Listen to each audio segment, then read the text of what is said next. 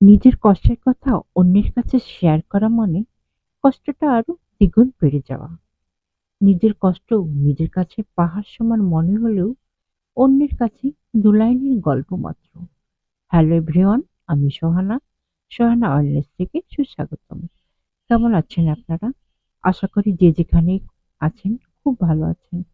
আলহামদুলিল্লাহ, আমিও ভালো আছি। আমি আজ আমার মায়ের লেখা একটি কবিতা আবৃত্তি করার চেষ্টা করছি মাত্র। আবৃত্তি করা আমি শিখি নাই।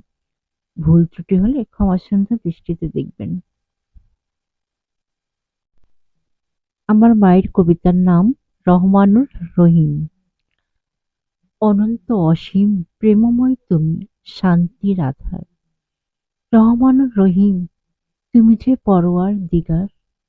আমার সুখের কথাও জানতে হবে, দুঃখের কথাও শুনতে হবে।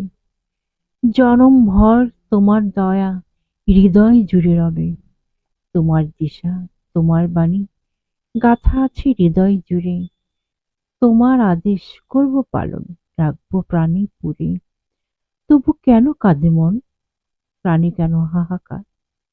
রিক্তের ব্যথায় কেন প্রাণ জুড়ে হলো ছারখার? তোমার দান, তোমার গান, তোমায় আমি ভালোবাসি। তবু কেন রিক্ত হলাম, বাজে কেন ব্যথার বাঁশি? তোমার প্রেমের অমিয় ধারা, নেই কো তার তুলনা। অপার মহিমা, তোমার কেমনে করি বর্ণনা? তুমি সত্য, তুমি সুন্দর, মহাজ্ঞানী, মহারথী।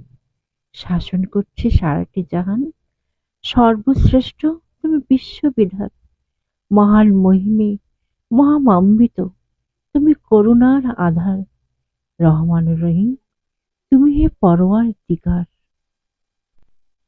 তো বন্ধুরা, আজ এ পর্যন্তই। সবাই ভালো থাকবেন, পরিবারের সবাইকে ভালো রাখবেন। আসসালামু আলাইকুম।